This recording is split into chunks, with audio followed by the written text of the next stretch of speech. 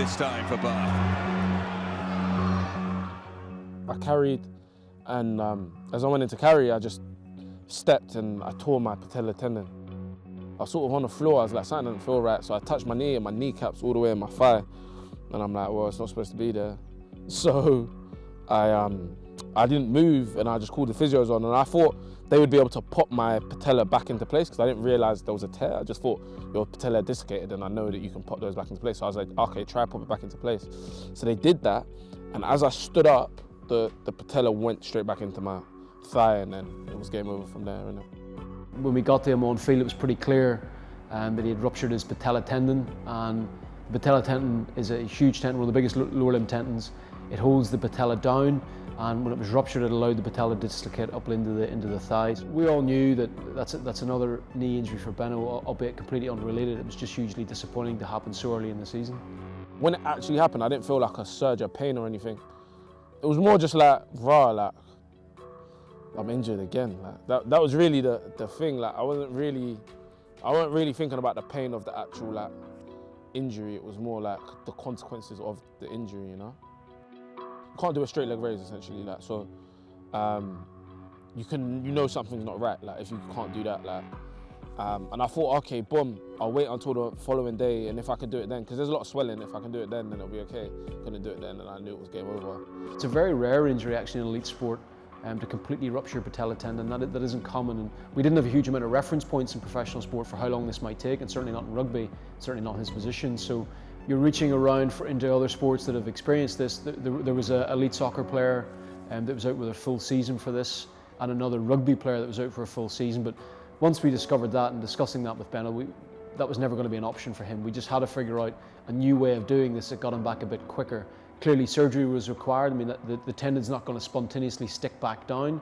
And so working with a surgeon and liaising with the literature, how can we protect the healing of the surgery, but yet get him out of that slow phase, get the quad muscle back. That's where we had to push initially, and actually by about the month stage at post-op, Beno was walking out of a crutch, quad was working well, and that gave us the biggest head start. It meant that from that point, the quad that had been wasting for only a month rather than 3, we had to rebuild its strength. Okay, let's go. Keep your range, try to stay slow. There you go, good posture.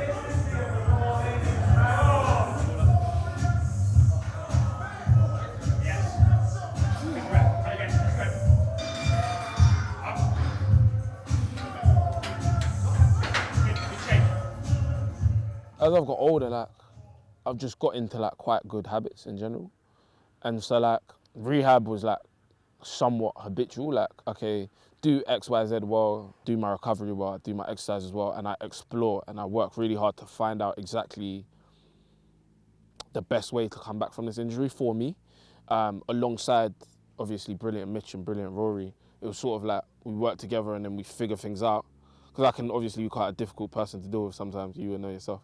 But like, but very kind-hearted and nice, you know, but difficult. Because there's always that teething period at the beginning when they're giving me exercises that I don't believe in, you know? So, yeah, Mitch is cool, man. Like, we work together and he's been brilliant with that. Like, at least he knows that like he's gonna give me, I know I'm gonna get some stuff that I actually believe in. I think he just figured out how to manage me and stuff, and he's a bright man, so with that brain and his ability and want and desire to work well with people. And as a result, it's sort of like, okay, we work together and we find out what works for me, and then we just push it, hammer it, and come back as soon as possible, really. Okay, Ben's in 5, 2, 1, let's go. Outputs. Let's go. Yeah, you go. Get through him now, let's go. Big drive through. Good hit. Drive. Well done.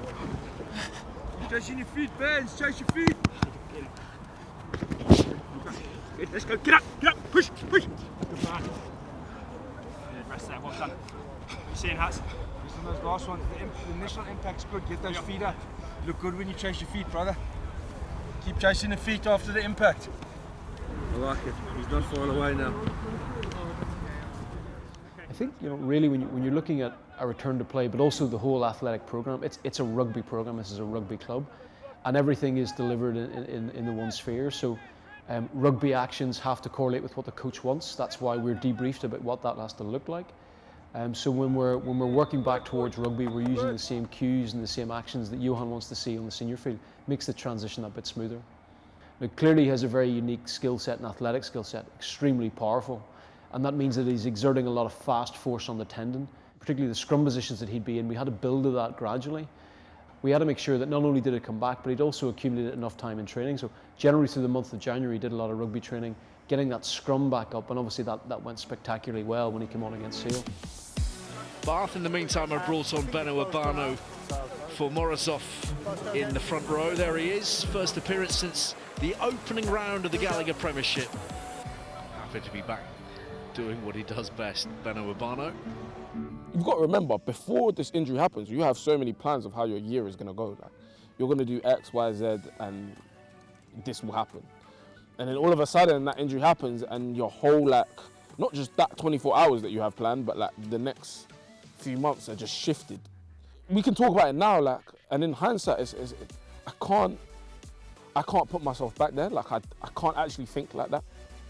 Not even like I can't because I don't want to. I just genuinely can't go there. Like, and I don't want to be that guy that's like, oh, it's happened, you just move on, sort of thing. Like, it has happened, and it's important you acknowledge that it happened.